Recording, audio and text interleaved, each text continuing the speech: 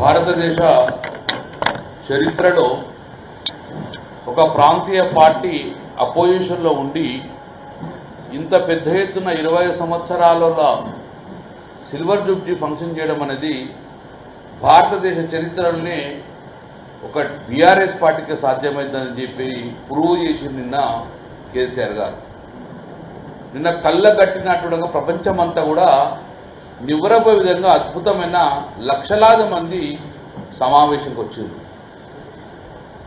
మేమేం అధికార పార్టీ లేం, ఇట్లా పిలిస్తేనే మహిళా సంఘ గ్రూపులన్నీ వచ్చి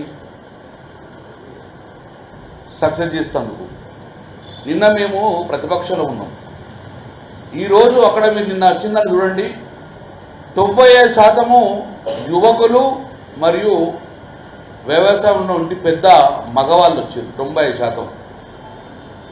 దీనికి ఏం నిదర్శనం? ఇది బీఆర్ఎస్ పార్టీ మీద ప్రేమను, బీఆర్ఎస్ పార్టీ आप आगे बढ़ो हम आपके साथ में है. ఈ రాష్ట్రంలో కాంగ్రెస్ పార్టీ 14-15 నెలల లోపలనే విధ్వంసం సృష్టించింది. ఇక మీరు ఎప్పుడొస్తారా అని చెప్పేసి ఇక మేము సంఘీభావంగా వస్తున్నామని చెప్పేసి లక్షలాది మంది ఈరోజు రావడం జరిగింది. అది 8:30కు జరుగుతూనే ఉన్నది సమావేశం. నిద్ర మాత్రం ముగ్గురు మంత్రులు ఉలిక్కిపడరు ఒకటేసారి. ఏమైందేమో పిడకాలు వచ్చిందో లేకుంటే ఏం కాలు వచ్చిందో నాకు ఒక్కసారి వచ్చి కూర్చున్నారు. ఎవరెవరు ప్రెస్ మీట్ పెట్టారు? నిన్న 18 ఫిబ్రవరి 2014 సంవత్సరంలో తెలంగాణ రాష్ట్రానికి పార్లమెంట్లో బిల్స్ పాస్ అయింది. 20వ తారీఖు నాడు రాజ్యసభలో పాస్ అయింది. ఆ రోజు నిన్న ప్రెస్ మీట్ పెట్టిన మంత్రులు పొంగులేటి శ్రీనివాసరెడ్డి ఉన్న ఆంధ్ర పార్టీ వైఎస్ఆర్ పార్టీలో ఉన్నాడు. ఆంధ్ర పార్టీలో తెలంగాణకు వ్యతిరేకంగా నూరుతా ఉన్నాడు. ఆయన కూడా నిన్న తెలంగాణ గురించి మాట్లాడండి. సోనియా గాంధీ నుంచి సీతక్క ఆమె తెలుగుదేశం పార్టీలో ఉంది. అప్పుడు 2013 ఉద్యమంలో కానీ 2014 తెలంగాణ వచ్చినప్పుడు వీళ్ళు తెలంగాణకు సంబంధించిన వ్యక్తులు కారు, తెలంగాణకు సంబంధించిన ఉద్యమంలో పాల్గొనలేదు. ఇక మా సోనియా ఇచ్చిన చెప్తున్నారు. ఆ రోజు వీళ్ళు ఉన్నారా కాంగ్రెస్ పార్టీలో? లేరు. కాబట్టి ఉలిక్కిపడి ఒకటిసారి బెంబేలెత్తిది ఏది జనాలని. నిజంగా నేను ఒకటే సూటిగా అడుగుతున్నా, మీకు నిజంగానే భయం లేకపోతే టీఆర్ఎస్ బీఆర్ఎస్ పార్టీ గజగజ వనకకపోతే నిన్న పొద్దున మీరు పంపిన మెసేజ్ లేదండి. ఆల్ యాజమాన్యానికి government of Telangana RTA department నుంచి కానీ ట్రాన్స్పోర్ట్ నుంచి ఏమని పంపిర్రు? స్కూల్ యాజమాన్యం నేరుగా ఫోన్ చేసి మీరు స్కూల్ బస్సులు పంపితే మీ మీద 1,00,000 పెనాల్టీ ఇస్తామని చెప్పి మెసేజ్లు పంపిర్రు. ఇది కాదా మీ భయానికి నిర్వచనం? పంపలేదా మీరు? ఎందుకు భయం మా బీఆర్ఎస్ పార్టీ అంటే? స్కూలు ఆర్టీసీ బస్సులు అలా కొడతబెట్టి నీవంటే స్కూల్ బస్సులు అనేది ఆయా ప్రాంతంలో ఉన్న మనోభావాలు బట్టి వాళ్ళు పంపుతారు. ఇది సిగ్గుపడాలి. ప్రభుత్వంలో ఉన్న ఈ మంత్రి, జిల్లా మంత్రి, ఆర్టీ ట్రాన్స్పోర్ట్ మంత్రి ఇంతమంది మెసేజ్ చేసిన ఒక్కడన్నా బస్సు ఆపిండి అని ఇవ్వకుండా ఒక్క యాజమాన్యం ఉన్న బస్సు ఆపకుండా ఉన్నదా? అంటే మీకు తల ఉంచుకోవాలి. మీరు ఏమన్నా తెలుసా యాజమాన్యం మాతోటి? మేము తెలంగాణ బిడ్డలము, డెఫినెట్గా తెలంగాణ బిడ్డలు ఓన్ చేసుకున్నది బీఆర్ఎస్ పార్టీ. మా ప్రాంతం యొక్క, మా తెలంగాణ ప్రజల యొక్క ఏకైక పార్టీ టీఆర్ఎస్ పార్టీ. ఈ పార్టీకి మేము ఎందుకు పంపమని చెప్పేసి భయపడకుండా పంపిరు. వాస్తవం కాదా? మీరు ట్రాన్స్పోర్ట్ డిపార్ట్మెంట్ ఎంత బెదిరించడంగా స్కూల్ యాజమాన్యాలు ఆపకుండా ఉన్నారా అంటే ఇక్కడ నుంచే మీ ఫెయిల్యూర్ స్టార్ట్ అయింది. ఏం మాట్లాడింది మంత్రులు? ఇక పొన్నప్రభ రెచ్చిపోమాట అక్కడ ఎవరూ లేరట. ఇప్పుడు ఛాలెంజ్ చేస్తున్నాను నేను. మేము అధికార పార్టీ యొక్క ఫెయిల్యూర్ గురించి మీటింగ్ పెట్టినాం. మీరు అధికార పార్టీ సక్సెస్లో అన్న సగం మీటింగ్ పెట్టండి. ఎక్కడ పెట్టుంది? మహిళా సంఘాలు లేకుండా, మహిళలు లేకుండా మేము ఎంత సమావేశం పెట్టామో అందులో సగం మీటింగ్ సక్సెస్ చేయండి. మీరు కాంగ్రెస్ పార్టీ యొక్క డెవలప్మెంట్లు కానీ కాంగ్రెస్ ఫలితాల గురించి ఒక్కసారి మీరు సమావేశం ఏర్పాటు చేయండి. అదే గతుత్తులో పెట్టండి. ధైర్యం ఉందా? ఆ జనాభా నుంచి మీరు తప్పించుకొని బయటకు రాగలుగుతారా? మీరు హామీలు అడగకుండా ఉంటారా? అక్కడ కేసీఆర్ గారు ఒక్కసారి హామీ గురించి మాట్లాడుతుంటే ప్రజలకు రిప్లై కనబడుతుందా? ఆ రిప్లైకి ఆ సప్పుడుకు లేచిందా మీరందరూ? లేచి పొద్దున్నే ఆ రాత్రి లేచుకొని ఫెయిల్ అయింది సమావేశం, ఫెయిల్ అయిందో లేదో అట్లా తెలుస్తుంది కదా దూర్తికి. ఎంత నిర్బంధం, మేము పోలీసుల నిర్బంధం, మేము ఆయన పేరు కూడా రాసుకున్నాం. మేము గ్రౌండ్లోకి వెళ్ళి బయటకు వచ్చినాక 3.5 గంటలు నిలబెట్టిండు అక్కడ. 3.5 గంటలు ఎందుకంటే ఏం తెలియదు, ఎందుకు ఆపినాడో తెలియదు.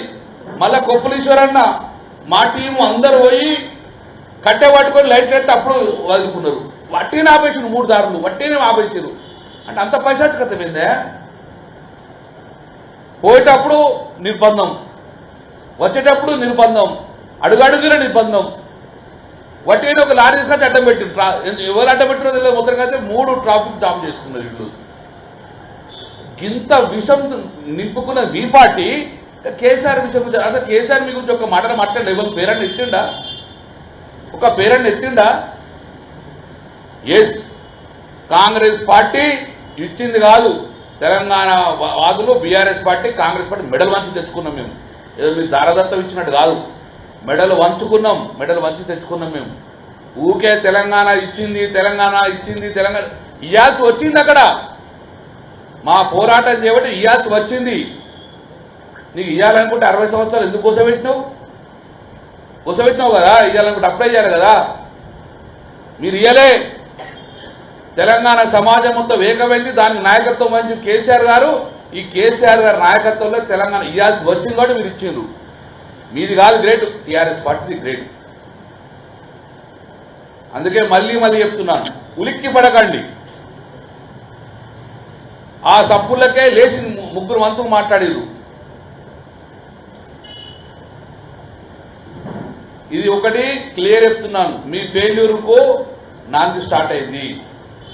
మీరు ఇమ్మీడియట్గా అలర్ట్ కాండి. ప్రజలకు ఏదైతే హామీలు ఇచ్చారో ఆ హామీలు నిర్వహించే ప్రయత్నం చేసుకోండి. మంత్రులారా, సమావేశం ఫెయిల్ అని విషయం చెప్పడం కాదు, నేను మీకు ఛాలెంజ్ చేసి చెప్తున్నాం. మేము మీ వ్యతిరేకతతోటి ప్రజలలో పోతే ప్రజల యొక్క సపోర్ట్ ఎట్లా కనబడ్డది.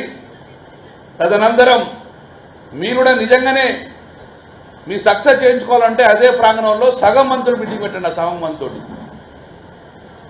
మళ్ళీ మీరు ప్రెస్ మీట్ పెట్టిన మంత్రులారా ఒక్కసారి కళ్ళు తెరిచి మళ్ళీ వీడియో చూడండి. కేసీఆర్ గారి సమావేశం అయి దిగ వరకు ఒక్కరు బయటకు రాలేదు, ఒక్కరు బయటకు పోలేదు.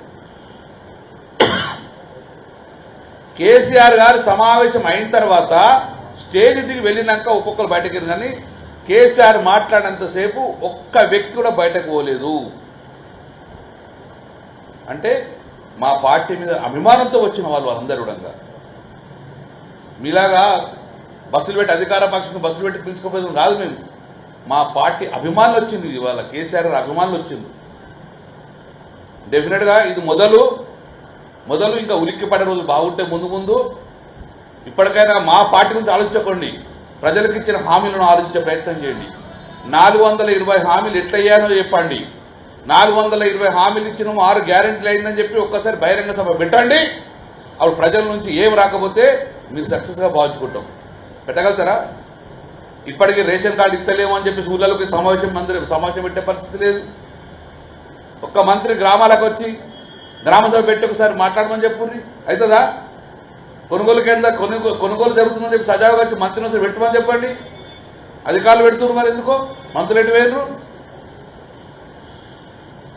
మీ యొక్క ఫెయిల్యూర్ను మా మీద రుద్దే ప్రయత్నం చేసుకోకండి. డెఫినెట్గా బీఆర్ఎస్ పార్టీ తెలంగాణ రాష్ట్ర సాధనలో ముఖ్య పాత్ర వహించిండు. తదనంతరం తెలంగాణ ప్రజల భాగోదూసే బాధ్యత మాదే.